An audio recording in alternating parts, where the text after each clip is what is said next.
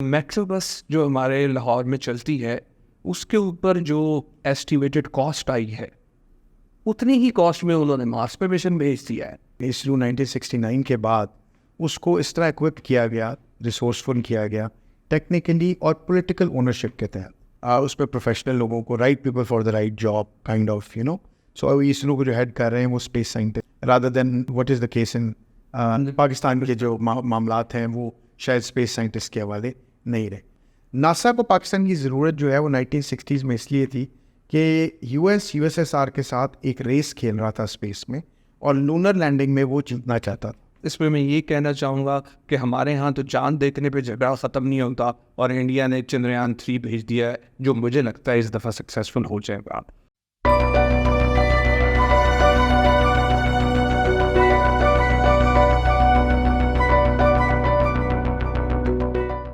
السلام علیکم, دس از وکاس اقبال. ویورز, آج پھر ہم ایک بہت ہی انٹرسٹنگ ٹاپک پہ آپ کے سامنے ڈسکشن لے کے آئے, اور وہ یہ ہے کہ آپ نے شاید یہ خبر دیکھی ہو کہ انڈیا نے پچھلے دنوں چندریان 3 کے نام سے اپنا ایک راکٹ لانچ کیا ہے جو کہ چاند کے جنوبی حصے میں لینڈ کرے گا. اور ساتھ ہی ساتھ دیکھنے میں یہ آیا ہے کہ شروعات میں تو جو سپر پاورز تھیں انہوں نے ہی آؤٹر اسپیس کو ایکسپلور کیا تھا, پر آج جس وقت ہم یہ بات کر رہے تو تقریباً 100 ایسی اسٹیٹس ہیں جو اسپیس میں کسی نہ کسی کیپیسٹی میں کام کر رہی ہیں. اس میں اب پبلک سیکٹر بھی ہے اور پرائیویٹ سیکٹر بھی ہے.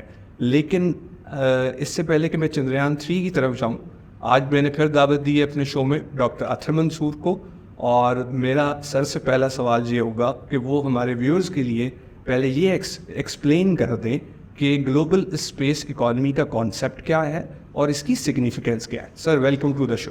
Thank you Vikas. Sir, global space economy اور اس کی سگنیفیکینس کیا ہے, کانسیپٹ بھی بتا دیں اور اس کی سگنیفیکینس بتا دیں, کیونکہ ذرا ایک یونیک سا کانسیپٹ ہے. جو اسپیس اکانومی ہے یہ گڈز اینڈ سروسز ہے جو اسپیس میں پروڈیوس ہوتی ہیں اسپیس کی کنزمپشن کے لیے.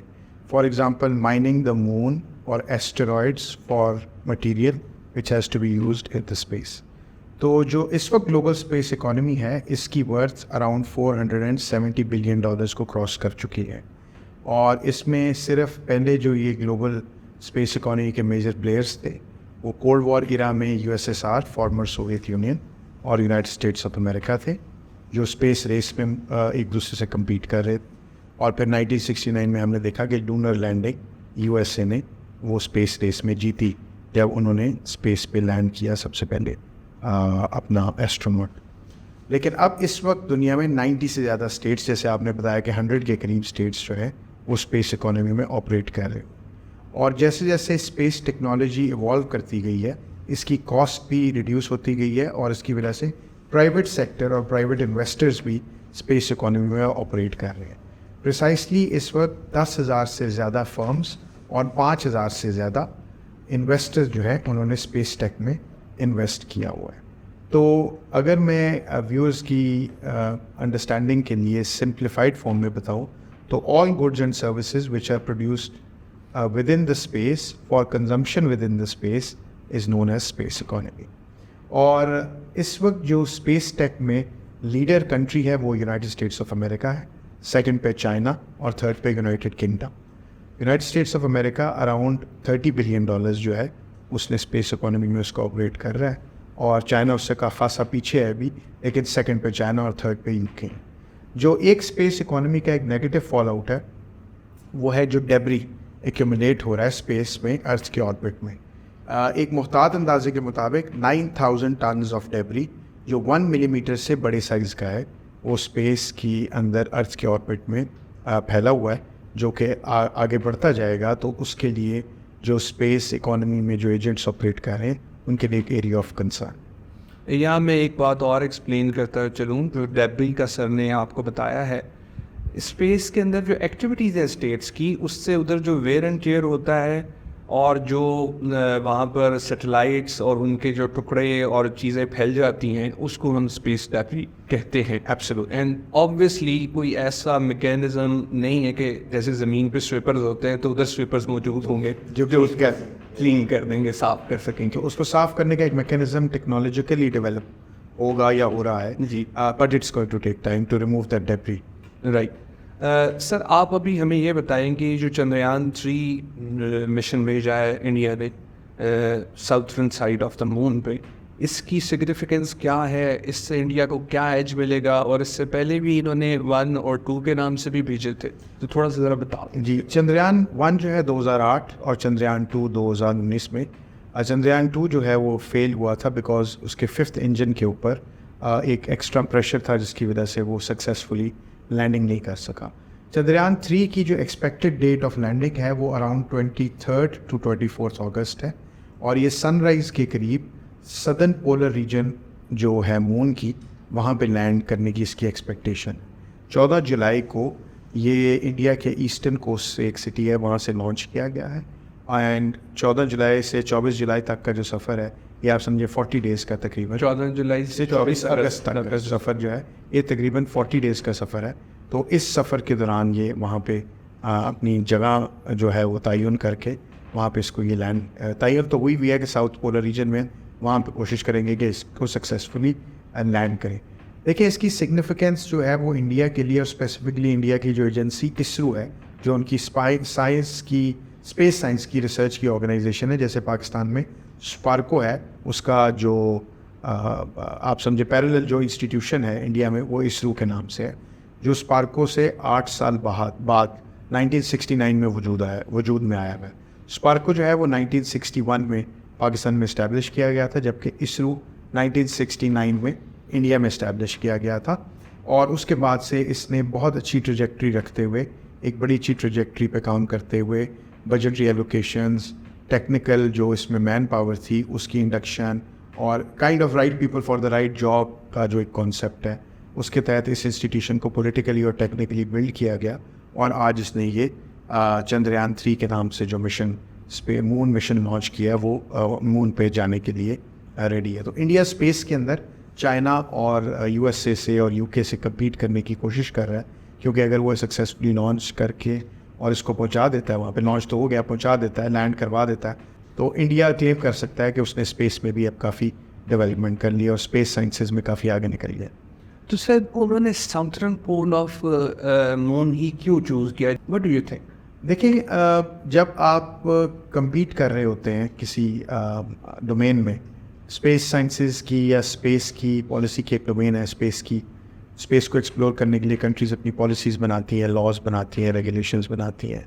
और जैसे नासा आपको पता है सुप्रीम एजेंसी है यूनाइटेड स्टेट्स ऑफ अमेरिका में, इसी तरह UK की भी स्पेस एजेंसी है, यूरोपियन स्पेस एजेंसी है, इंडिया की इसरो का जैसे मैंने जिक्र किया है. तो वो कोशिश करती है कि वो लीडर बने अपने एरिया में, जो भी एरिया वो स्पेस में एक्सप्लोर करने की. जैसे अब इलॉन मस्क की कंपनी जो स्पेस एक्स है वो मार्स को कॉलोनाइज करने की कोशिश कर रही है. तो कौन सी ऐसी जगह, कोई मुल्क भी वहाँ पे नहीं जाने को रेडी, या कोई मुल्क भी उस तरह जाके कौन करनी उसे कर रहा, लेकिन एक प्राइवेट सेक्टर का बंदा जो richest person of the earth है वो एक पायनियरिंग काइंड ऑफ काम करना चाहता है ताकि वो लीडर के नाम से जाना जाए. तो इंडिया भी आई थिंक, क्योंकि मून पहले तो कॉन्कर हो चुका है, मून पे लैंडिंग हो चुकी है, but India wants to show to the world कि वो उस पार्ट में भी जा सकता है जहाँ पे डेवलप कंट्रीज़ या वो कंट्रीज़ जिनके पास रिसोर्सेज भी मौजूद थी वो भी अभी तक नहीं गई. तो I think it can give psychological as, जो कुछ चीज़ें सिम्बॉलिक भी होती हैं.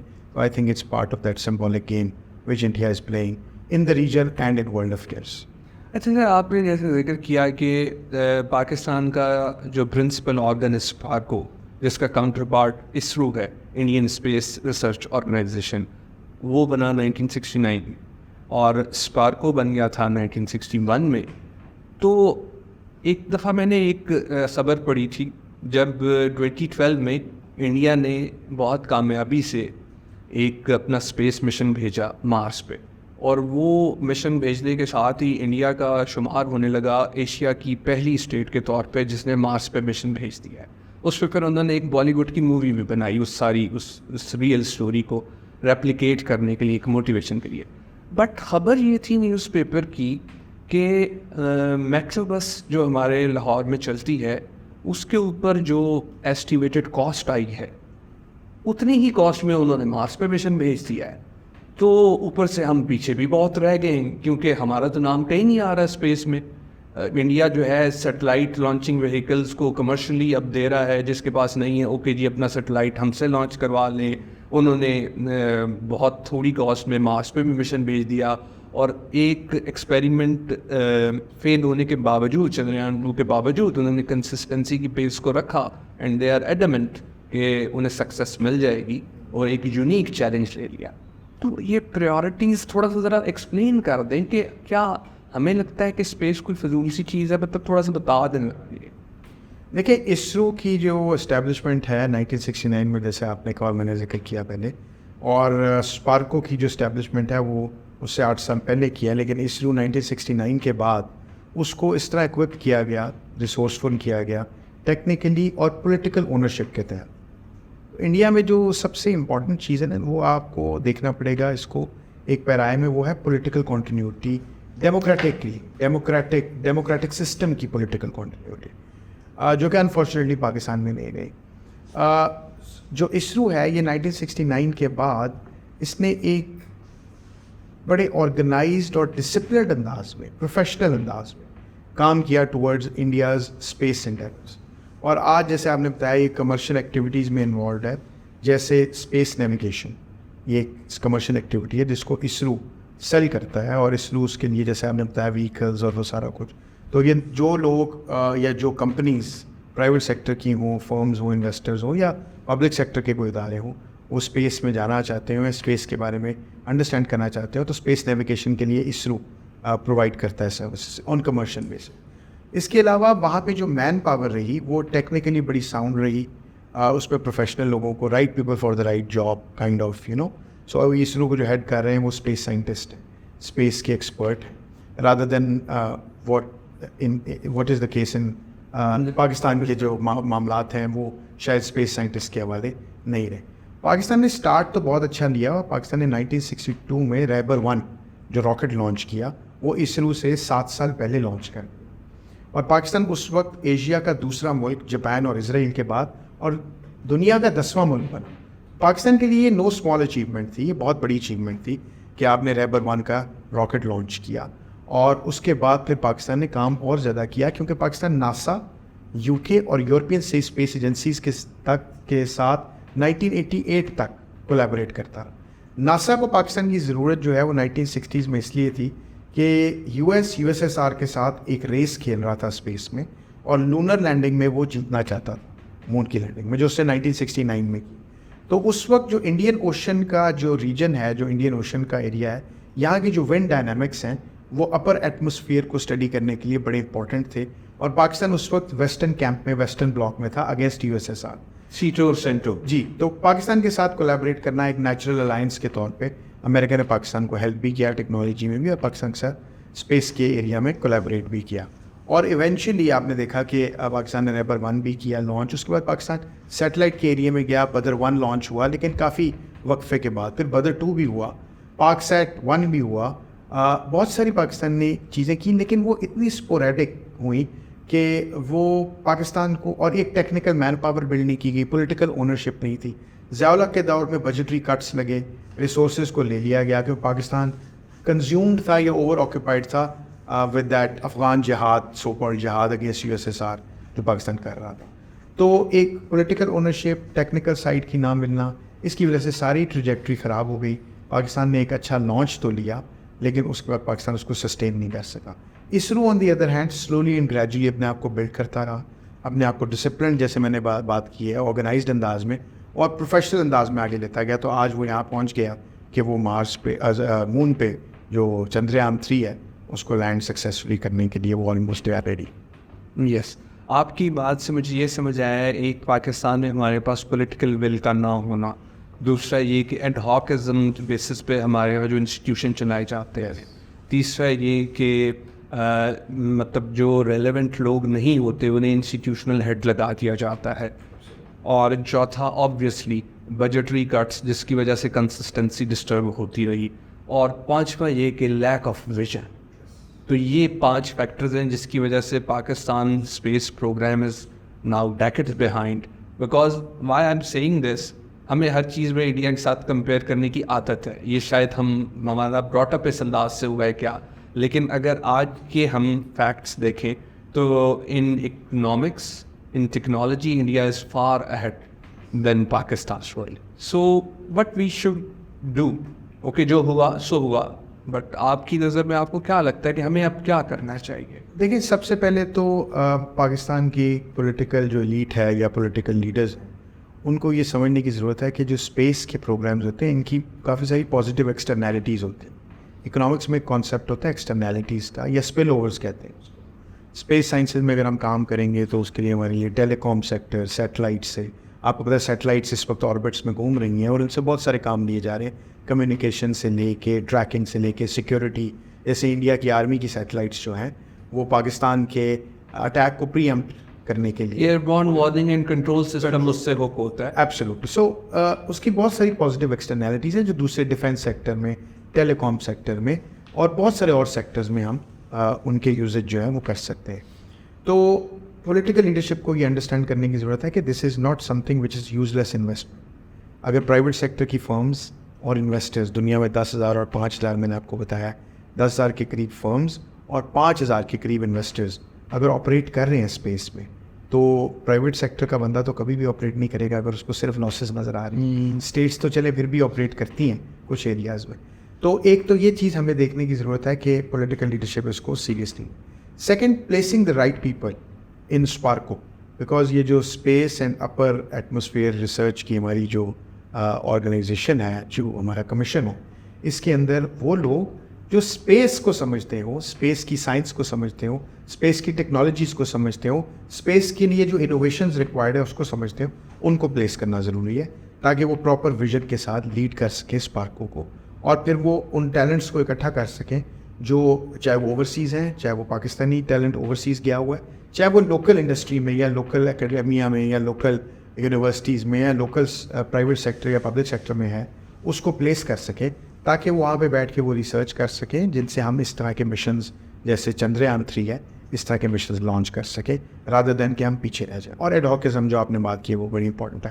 ایڈوکزم نہیں بلکہ ایک سسٹینیبل انداز میں اس کو پالیسی کو بنانا چاہیے. پاکستان کے کانسٹیٹیوشن میں بھی اسپیس کا ورڈ جو ہے وہ کچھ ایمبیگوس ہے, جو لا لیگل کچھ لوگوں نے انٹرپریٹ کیا ہے.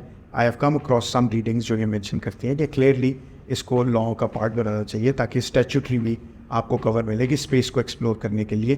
ریگولیٹری باڈیز یا جو آپ نے لیگل فریم ورک آپ کو چاہیے وہ آپ کے پاس ہو تاکہ آپ اس کے ذریعے پھر اسپیس میں کچھ نہ کچھ اپنی پریزنس دکھا سکیں جیسے اس وقت 100 کے قریب ممالک کی ہے. Thank you so much sir for very enlightening discussion. Viewers میں آپ لوگوں کو یہ بتاتا چلوں کہ جیسا کہ سر نے بتایا اس کو 1 لائن میں اگر میں سمیٹنے کی کوشش کروں تو پاکستان کے پولیٹیکل لیڈرشپ چاہے وہ کسی بھی پارٹی سے ہے اور پاکستان کے جو پاور کوریڈورز ہیں ان کو یہ بات سوچنی چاہیے کہ جن کے ساتھ ہم کمپیٹ کرتے ہیں یا جو ہمارے نیبر ہیں, ہمیں اگر 21 سینچری میں جو کہ ایشیا کی سینچری کہی جاتی ہے اس میں اپنی ایک ریزنیبل اسپیس بنانی ہے تو ہمیں آؤٹر اسپیس کی ایکسپلوریشن کو ایک کلیئر ہیڈڈ ویژن کے ساتھ, اسپیشلائزڈ اپروچ کے ساتھ اور پولیٹیکل ول کے ساتھ, کنسسٹنسی کے ساتھ لے کے چلنا ہوگا. پلس اس میں یہ کہنا چاہوں گا کہ ہمارے ہاں تو چاند دیکھنے پہ جھگڑا ختم نہیں ہوتا اور انڈیا نے چندریان 3 بھیج دیا ہے جو مجھے لگتا ہے اس دفعہ سکسیزفل ہو جائے گا. ویڈیو آپ کو کیسی لگی کامنٹس میں آپ ہمیں بتائیں. انشاءاللہ آپ سے نیکسٹ ویڈیو میں ملاقات ہوگی. Stay tuned. خدا حافظ.